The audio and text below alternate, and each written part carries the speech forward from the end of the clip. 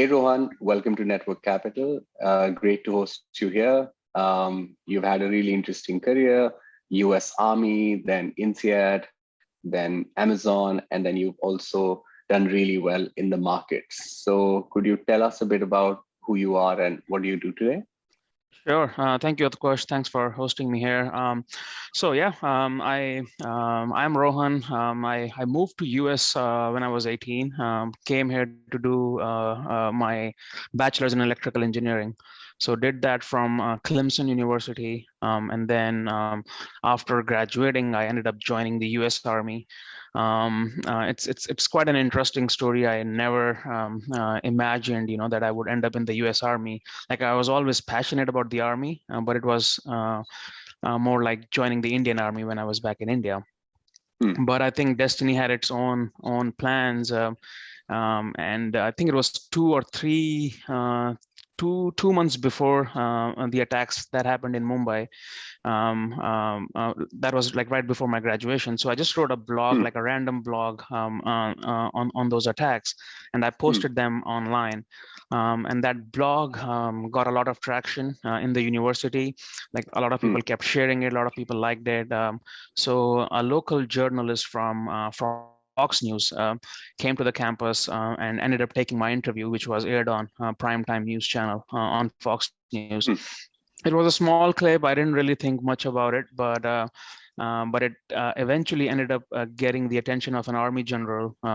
He saw that interview and then ended up reading my blog, and then he reached out to me asking if I would like to join the U.S. Army. Again, it's a very common practice in the U.S. It might not be the same in India, but in US, people recruit quite aggressively in campus. But I was a unique case because I was on a student visa. I was not a US citizen. I didn't even have green card back then. So I pretty much told him that, hey, I'm a foreign national, been in this country for less than 4 years. I don't even have a green card, so I don't think that's an option. But and they were able to make an exception for me. So there was this special program which Bush administration passed. It was kind of a secret program. They didn't really advertise it. But the program basically, it used to be called MAVNI, which stands for military accession vital to national interest. So basically, in a nutshell, if you speak certain languages that they're looking for, they can make an exception for you. They'll make you a citizen overnight, and you can end up joining the U.S. Army. So it was a really cool opportunity. After a lot of thinking and a lot of consultation with my parents and relatives, I ended up taking up that offer. Joined the U.S. Army. I served for 4 years. I was mostly working in Germany, and my job specialty at that time was aircraft engineering. So I was working on Black Hawk and Chinook helicopters for the most part of my career. So I did that for about 4 years, and then after finishing up my military contract, I decided to go to INSEAD. So I joined the campus in France, then moved to Singapore, and then even did a semester at Wharton. And at Wharton, I got recruited for Amazon and ended up taking the offer with Amazon. So joined as a Pathways operations manager.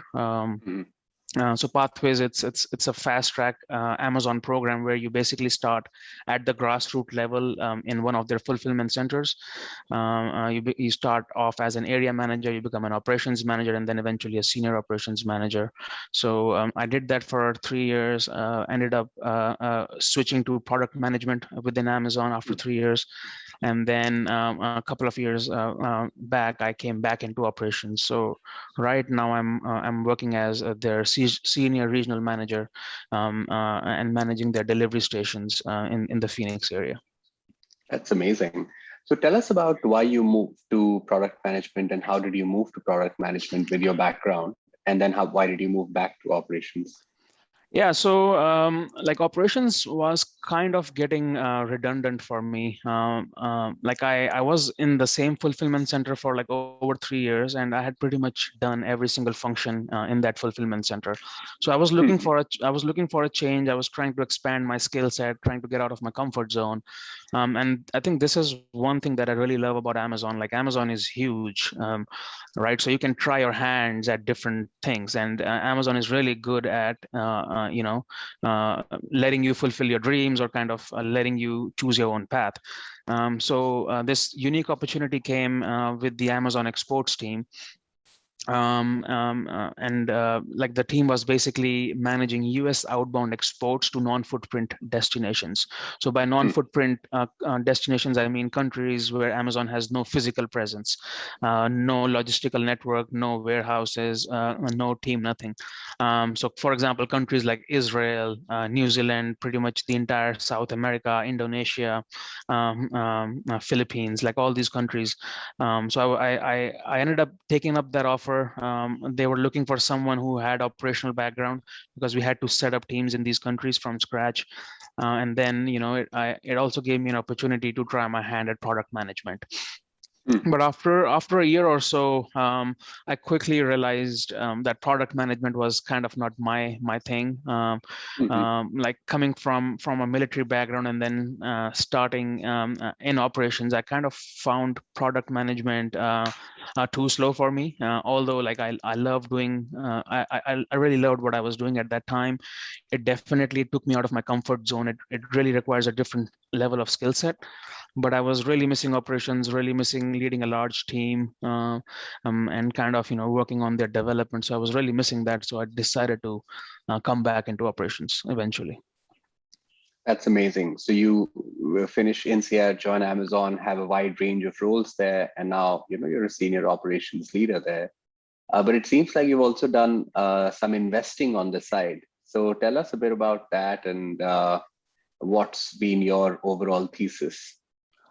Yeah, so I think the real journey started last year around February, like when it comes to me investing. So I was diagnosed with coronavirus in February of last year. Unfortunately, I was one of the few positive cases in the state of Arizona at that time, and even in the US, I would say. So I was Mhm. basically asked to stay at home and quarantine for like 2 weeks. That's when I started doing all the research and look for an opportunity in the stock market. So I had few key things in my mind when I was doing my research. I knew stock market took a beating when coronavirus took over the entire world. So my idea was there has to be a lot of good companies, and their stock price took a beating for no reason, just because there's a lot of fear in the market, and since everything Mhm. is going down, they went down too. Now, if a cruise line stock or an airline stock is going down, it makes a lot of sense, right? Because people are not Mhm. going to go on cruises or take airlines. But if the stock of an e-commerce company like Amazon or Chewy is going down, like that's a buying opportunity, right? Because their fundamentals have not changed, and I would say are in fact now even better, because people will switch to online shopping and avoid retail stores. And it did happen with even Amazon, right? Amazon is a huge company, but even Amazon was not spared. Like I think from its Mhm. peak, it dropped a good 20% within a day Mhm. when the markets crashed. And that tells you that stock market is very emotional.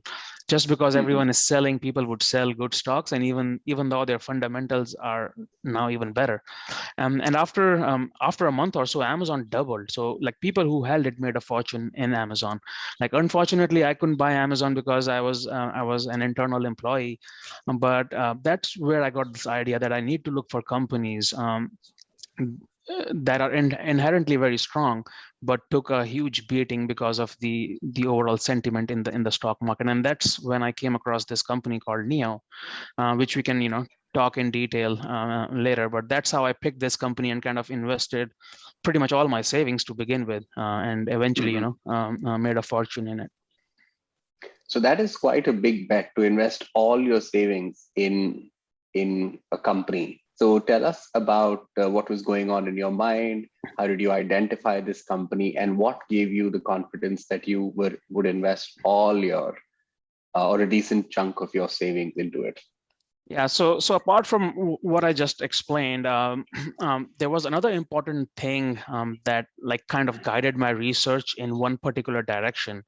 So right before I caught coronavirus, I did a 4-week vacation, and we traveled to Egypt, Jordan, and Israel with my wife and with my little kid. And I noticed that unfortunately there was a lot of discrimination against the Asian community, and this was February 2020, right? Unlike right now, coronavirus at that time was very limited to China, and even then there was such a strong backlash against anything that is from China. I remember at a local airport in Egypt, an Egyptian lady made this really disgruntled face and changed her seat in the waiting area just because an Asian couple came and sat next to her.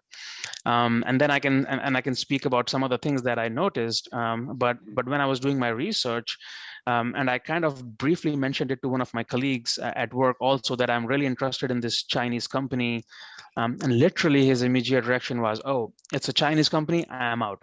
So that kind of motivated me to actually go all in this company Neo, because this kind of fit my criteria of a company that I was looking for, an inherently good company with strong fundamentals, but getting destroyed in terms of stock price because everything is going down and because it's a Chinese company. And then to make matter worse, there was a lot of friction between the US and Chinese government at that time, which didn't help Neo. But again, that made me even more confident that this is a great buying opportunity. So basically following Warren Buffett's advice, right? Be greedy when others are fearful, and be fearful when others are greedy. So that's how I kind of started investing in Neo, because everyone else was just fearful about that company, and in China in particular. So being a yeah, contrarian truly helped. Absolutely, it definitely helped. Yes, so I went against the market and the general sentiment, and it paid huge dividends. And I talked earlier how Chinese companies listed in US were plummeting because of the overall negative perception, but Neo, this electric car company, was a unique case for me. It is known as the Tesla of China, as they make luxury electric cars that are powered by technology and not by heavy internal combustion engines.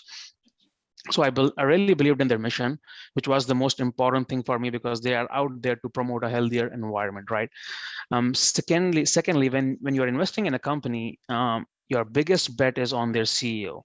Like, do you believe in this man or woman who is leading, and is he the right person to take advantage of your money to push the company forward and achieve the overall mission, or the goal of the company? Because at the end of the day, like, that's what the stock market is all about, right? They ask you for your money so that they can invest it in a better way than you can individually to grow the company and multiply your investment. In this case, I did a lot of research on the founder, William Li. The man comes from a very humble background, from a small village in China, and just by his grit and determination, like, started multiple companies which later IPO'd, and is a very well respected man throughout China.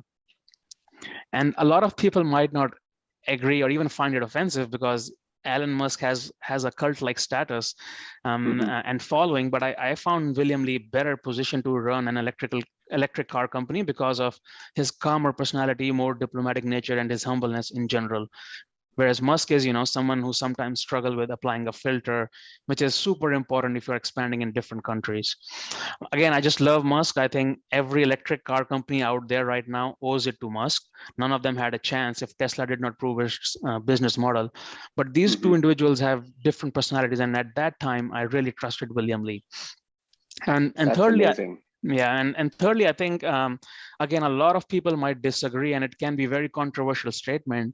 And I might get a lot of hate from Tesla fans, but I think Neo has better technology than Tesla, in the sense that you can swap your batteries instead of charging them. The biggest argument you hear against electric cars is that you don't want to struggle with their range or run out of power in the middle of road. But with Neo, you can actually swap batteries in less than 3 minutes, just like you fill up your gas tank, and you're ready to go again. So a combination of all these factors kind of motivated me to invest big in Neo, basically. But still, it must have been a big risk, right? So you did your due diligence. The founder bet seemed wise to you. Did you think of diversifying or looking at other stocks of similar companies as well? Because there are lots of Chinese companies, which are listed in the US. Many of them might have, fit the similar criteria. Why one stock? Yeah, so not at that time. Like, to answer your question, why just one stock? I thought at that time I had this unique opportunity because Neo like really took a beating. Like, if you look at Neo's history, it IPO'd at, I believe, $7 or $8. It went up to $10 a stock, and during all this mess, it dropped down to $1, and then $1 and few cents. And like, if you go back to last February, like, there were all these articles about, why Neo will go bankrupt because the stock price is so low. Everyone is up against arms against China. The stock does not hold a chance. So the stock was like at rock bottom. I at that time I thought, it cannot go more down. Like, it cannot get worse. So I thought this is, that was a unique opportunity where I invested almost everything I had at that time. And in the worst case scenario, I thought, what, if I lose everything, I instead of retiring at 60, I'll retire at 65. Like, that was my thinking at that time. But eventually, it paid off, and then yeah, the rest is So history. you bought at one.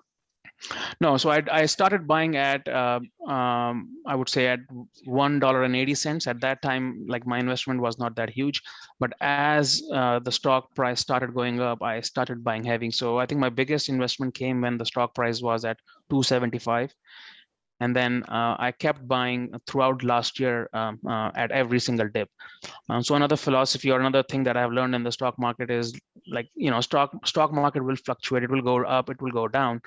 But the best way to control your emotion is to see drops as buying opportunities. So I have been buying literally every time Neo has been dropping, like in small chunks. So I've bought at $20, I bought at $30 as well. But most of my investment came when Neo was around $2.75. Yeah, between say like one and $3 is Right. fair, but that's a huge bet.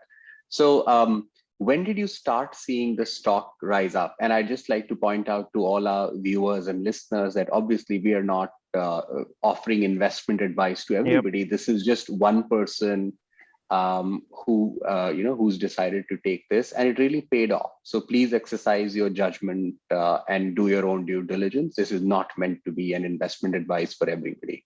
But Rohan, like you literally made a fortune. You can now forget about retiring at 65. You can actually retire much sooner. So you literally made a killing. So you took a contrarian bet. And what were the early signs of resurgence? Did you really think that the stock will go to the level that it did? And where does it stand today?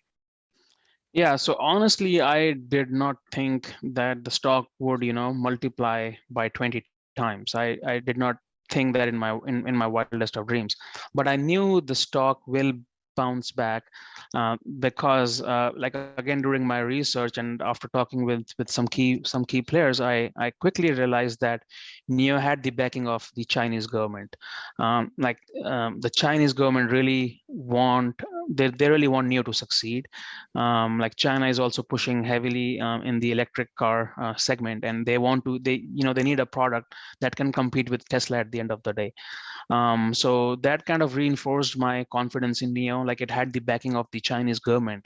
And if you look at if you go back and look at some news articles from, I would say, April or May last year, at that time, like, Neo was struggling really bad, struggling with cash flow, and with the research and development. And at that time, Chinese government, the local hi-fi government, stepped in, and they invested heavily in Neo. They kind of bailed Neo out, and I think that's when people, like, it got all the attention, and people kind of realized that Neo is here to stay. It's not going to go bankrupt because it has the backing of the local state government.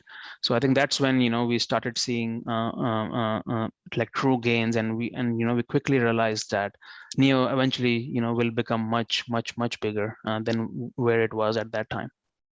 Yeah. So are you still invested in the company, or have you all like made the have you withdrawn and made the killing?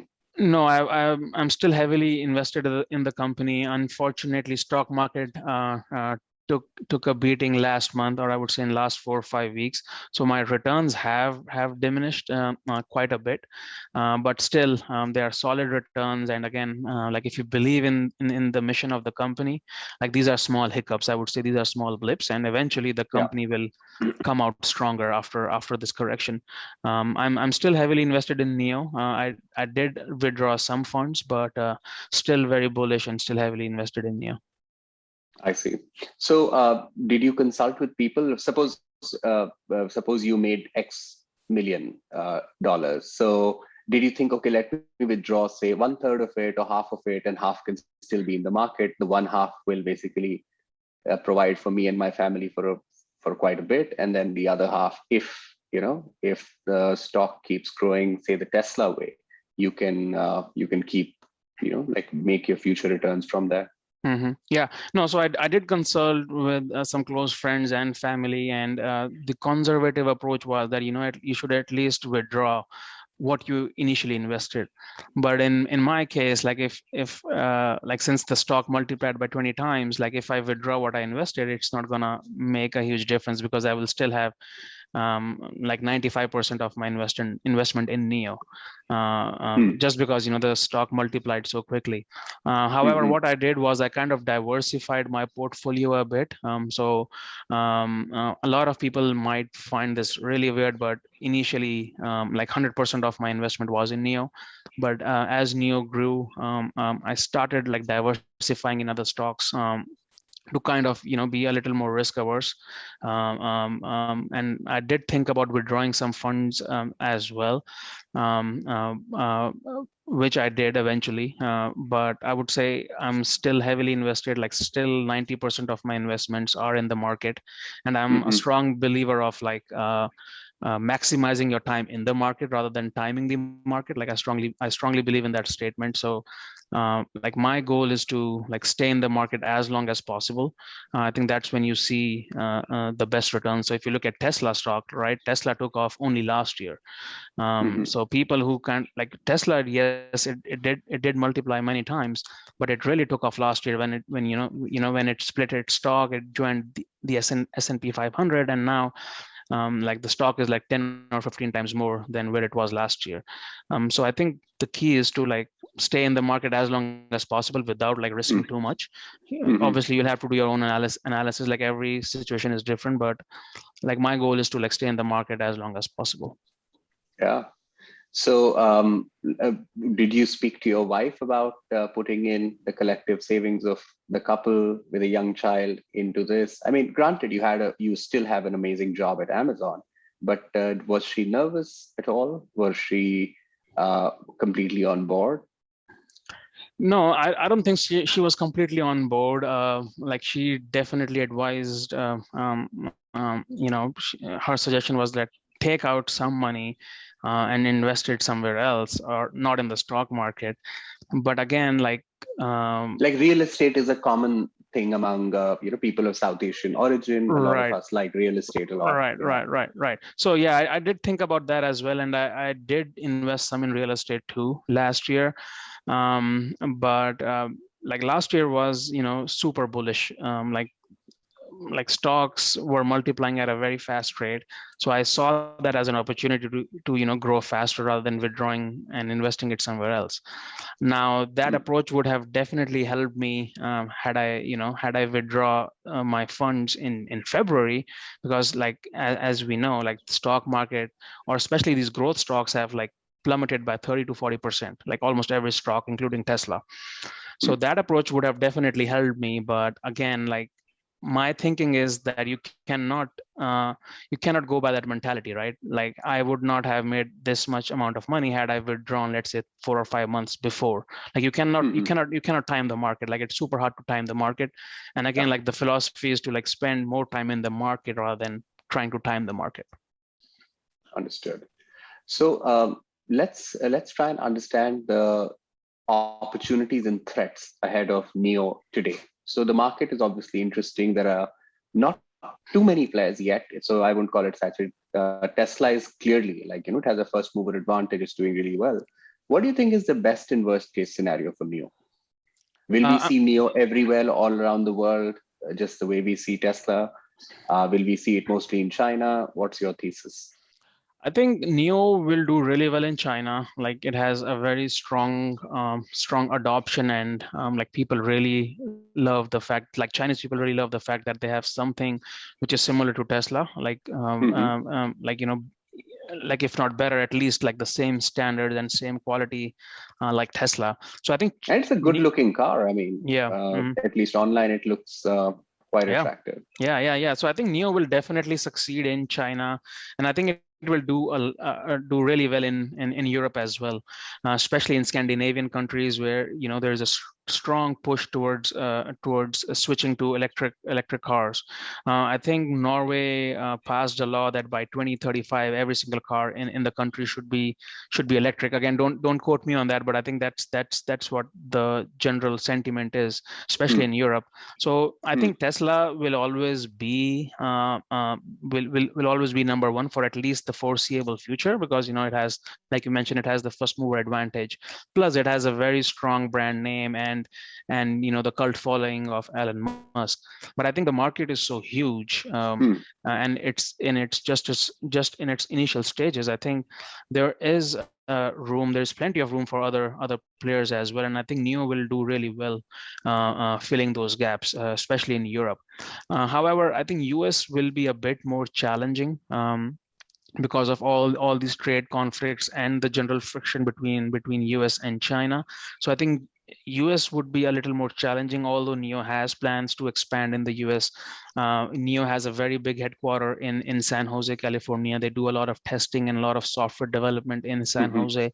And like if you check online, there are like sightings of NIO in the California region as well. I'm assuming for like engineers are driving it out there just for just to test the car in the US environment.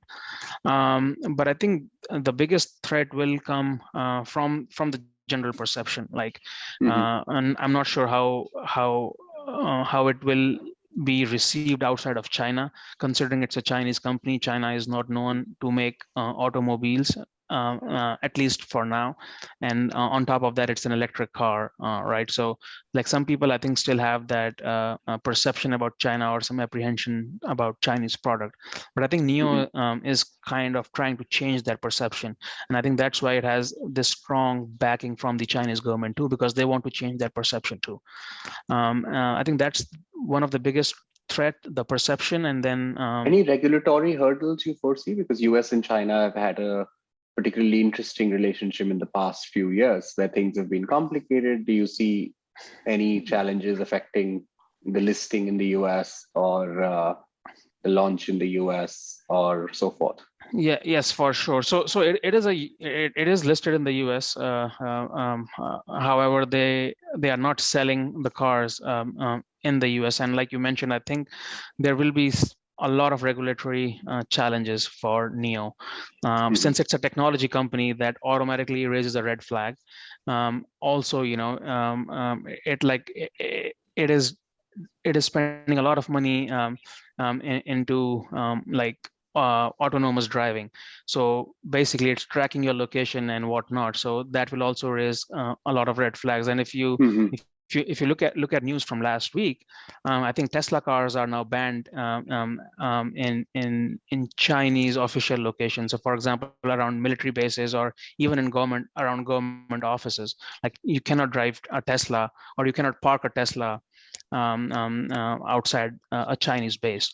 So I think NIO will face the same hurdle, I'm pretty sure, in the US, because it's a technology company and there are a lot of apprehensions about data, how companies are taking advantage of the data they are collecting and whatnot. So I think definitely in the US it will have those challenges, but I don't foresee these challenges in Europe at least. I think NIO is planning to launch sometime this year or early next year in Germany and in Norway.